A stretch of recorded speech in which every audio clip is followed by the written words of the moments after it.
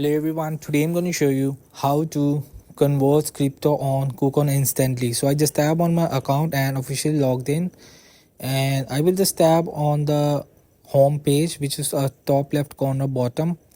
So here you will see the in dashboard you will see the option is convert.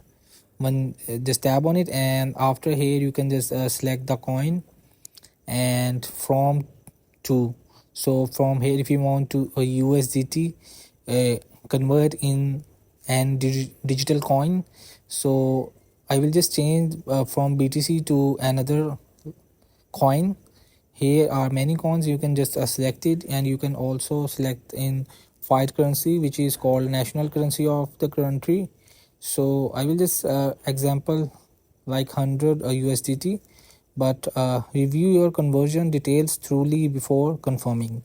So hope this video helped you. Please don't forget to like and subscribe and get notified for more videos.